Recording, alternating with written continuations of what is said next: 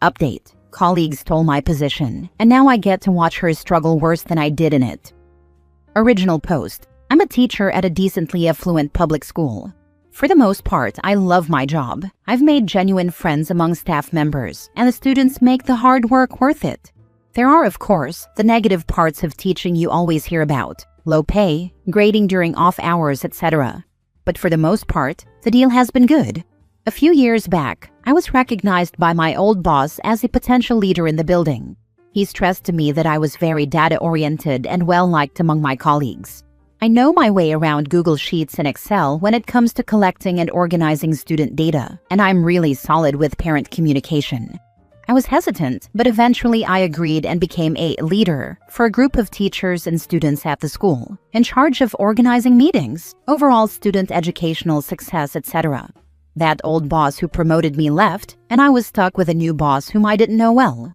Here's where things get messy. I have sensory processing disorder and mild hearing loss. It's hard to explain, but sometimes I genuinely do not hear things correctly.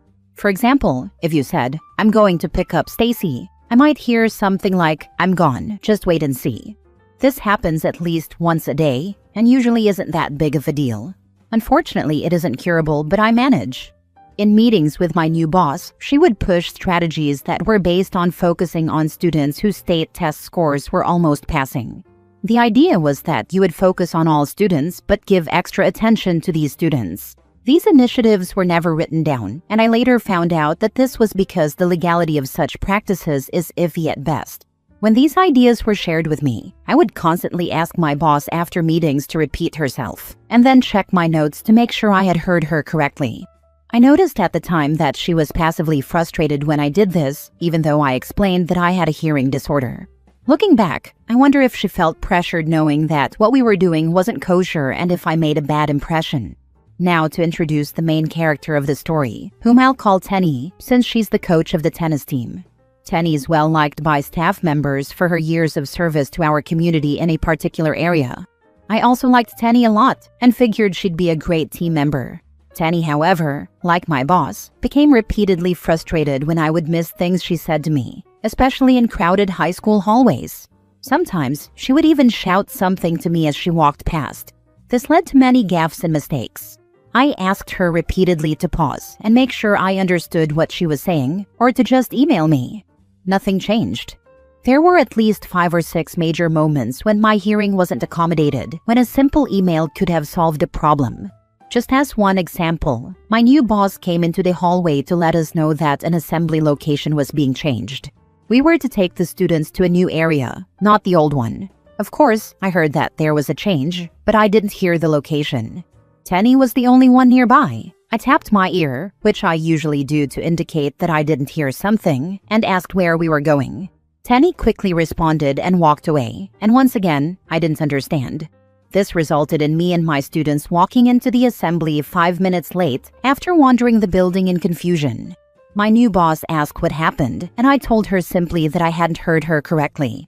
Weeks later, I was called into a meeting with my new boss, and she told me that I was going to lose my leader position due to inconsistency and disrespect toward colleagues. I asked her which colleagues, and she told me that was private. I asked her how I had been disrespectful, and she said that sometimes you get frustrated when you say you can't hear things and tap your ear. I explained that this was the ASL sign for hear, as in, I can't hear you. She said that I should have communicated that. I said that I had constantly asked for written communication. She replied that I shouldn't always expect it. I knew it was a losing battle, and that any explanation I offered would just be shot down. I loved the school and the community, and fighting the new boss was only going to lead to more problems. I shouldn't have been surprised when a school-wide email went out announcing that Tenny was getting the leader position. Tenny was praised by colleagues in reply all emails, and it was frustrating to say the least. I know that she was the one who complained, and it was extremely bitter for me to see her rewarded for it. Cue the next school year. Tenny came into my room and asked me for the student data sheets that I had created using Google Sheets. I told her truthfully that even if I shared them with her, there wasn't much she could do with them. I brought her over to my computer and showed her the formulas I used and how I needed to adjust them every time a new student, section, etc. was added to the roster. She then asked if I could just continue updating these sheets outside of my leader position. I told her, as professionally as possible, that I would love to teach her how to do all of these things, but would need a stipend to do so. She asked whether any of the other leaders were doing what I did. I said they weren't. I was the only one and always had been. I'm a bit ashamed to admit that I took some joy in seeing Tenny's face go cold when she realized I wouldn't fold and that there was nothing she could do except cope with hours of data work each year or become proficient with Sheets or Excel, something I knew she wasn't going to do.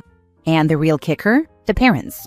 Parents of students are a joy to work with 99% of the time. I really mean that. It's so fun to work with the parents of the people I care most about. But it's the 1% who make your life a living hell. I've overheard Tenny complaining about being on the phone with a 1% parent for 45 minutes, losing her entire grading period.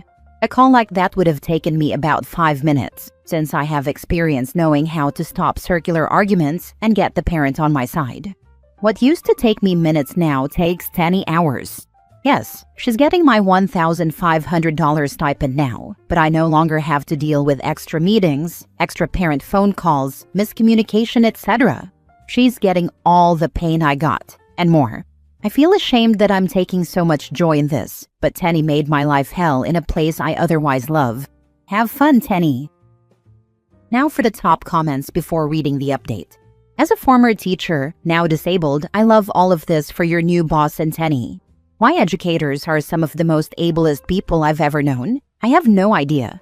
Your accommodations aren't a lot to ask for at all, and those two should absolutely know how to deal with a hard-of-hearing person. They can live with the consequences of their choices while you get to have an easier year. Yes, it is wild to see Tenny and other colleagues bend over backwards for a student with even the most mild of disabilities, and then do absolutely nothing for fellow adults. There were multiple times when students of mine were witnesses to Tenny's complete dismissal of me, and I can't even imagine what kind of message that sent them. My accommodations are simple work practices as well, and don't require anyone to do anything that wouldn't be totally normal in a work setting. Important things should be in writing, and typical hearing people miss stuff all the time. You made it look easy, so she thought it was easy. She realized all too late that it's not. A little schadenfreude isn't a bad thing.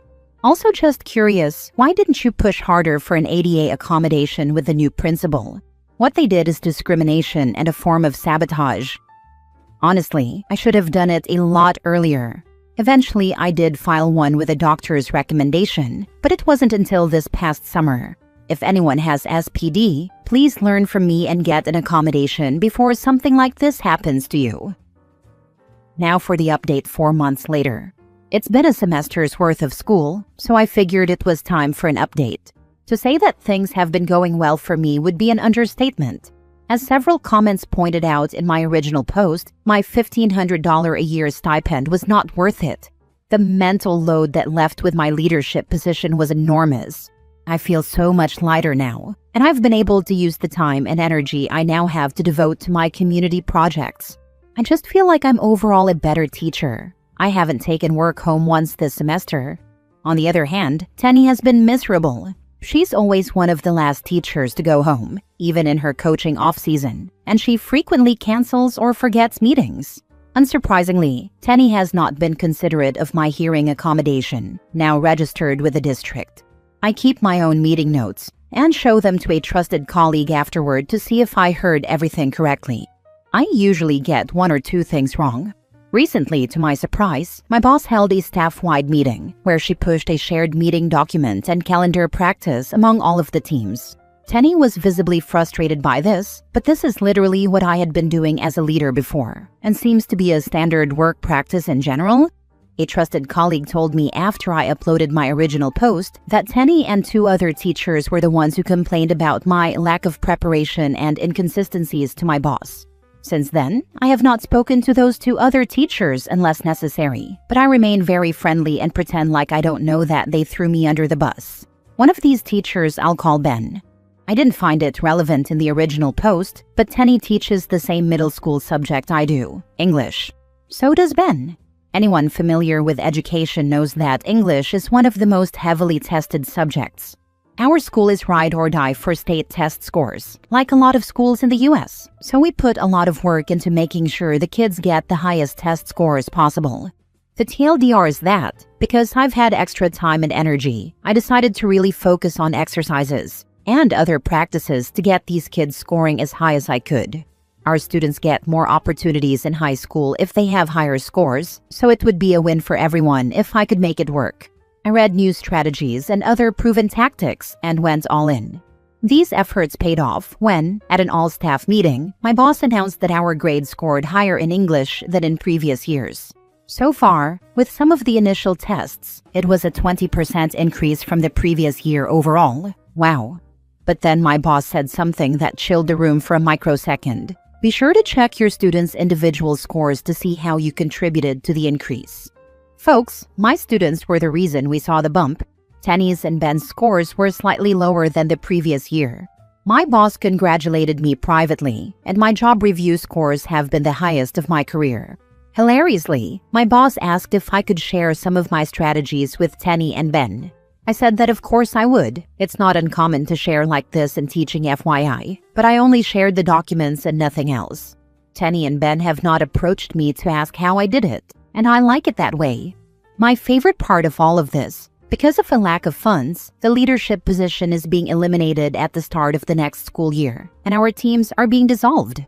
Tenny went through all of that drama for just 1 year in the position. I'm trying my best not to relish the news and to keep my focus on my own growth and the 95% of my colleagues who like and enjoy my company. My students are happier, I'm happier. I just have to keep my eyes on the positive and leave this behind me. Thanks to all for your kindness and support. And to anyone with a disability, get it in writing with your district so you don't go through all the pain I went through. Seriously. Awesome job. I'm sure a lot of us would have liked to hear that you moved to another school with how you were treated here, but this is much more realistic and still gives a happy ending. If the position is getting dissolved, who's taking over the tasks for it? Or will each teacher now just be handling the data sheets or calls for their own classes, rather than the whole team? Without outing myself, there will be certain tasks we'll have to do, and others that won't exist. I expect my workload to increase at least slightly next year, unfortunately. I almost immediately remembered the original post. I'm so glad you're doing better. I'm also curious what worked for you. We're going heavily into Jane Schaffer for writing and reading comprehension. What worked for you? I restructured my room into pods. Each pod had students of different levels in it. The lower-end students were purposefully placed on the side of the pods that I had easier physical access to. Every time the class did a group or individual activity, I would do secret check-ins to see where they stood. This was especially helpful for seeing how they did on certain skills that the test checked for. I would also sometimes pull these students into my homeroom, something we're allowed to do at my school, and do mini ramp-up lessons with them, and reward them with candy for it LOL. I kept this strategy a secret from the higher and lower performing students for equity reasons.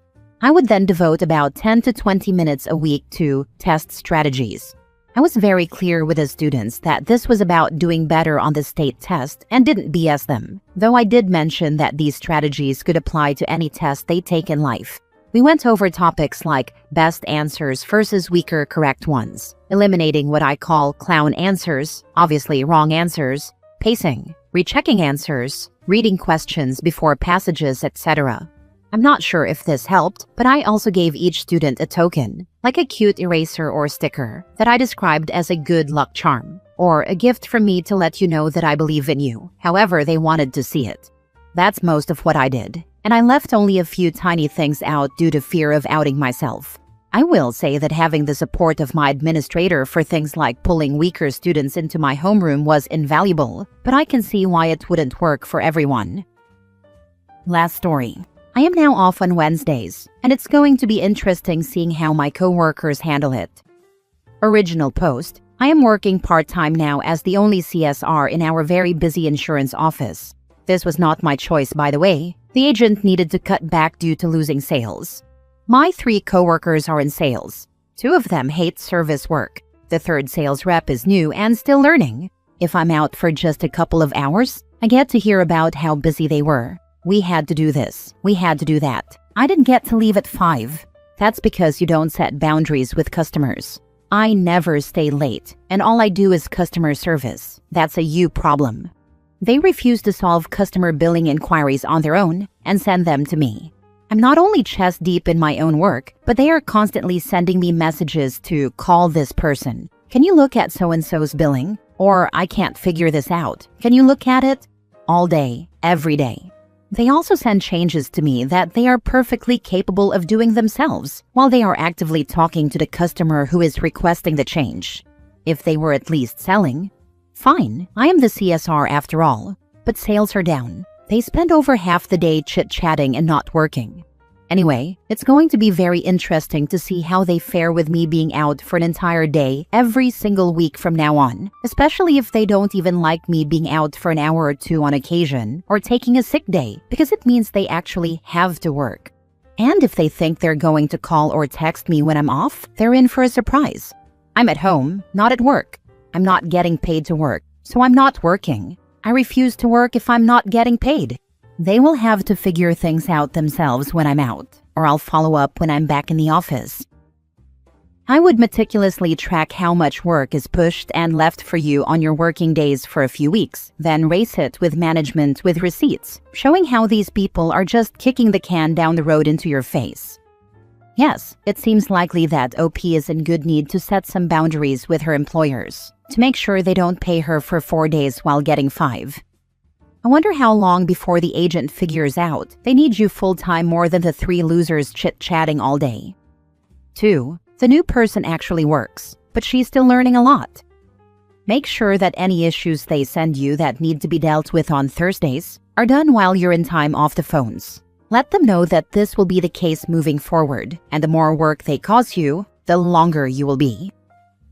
Now for the update. Didn't even make it until tomorrow. They are already complaining about how busy they were. I imagine I'm going to hear even more complaining tomorrow about how this isn't working. Well, take it up with the boss. It's not my problem, because it wasn't my idea. That said, it didn't take me long to get used to having a day off every week. My husband and I figured out how to budget with me working 4 days a week, and we can do it. I may decide not to go back to 5 days. As long as the boss is on board, y'all are out of luck. Should have appreciated me more when I was full-time, I suppose.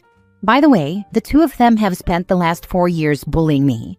That's a whole other story. A book.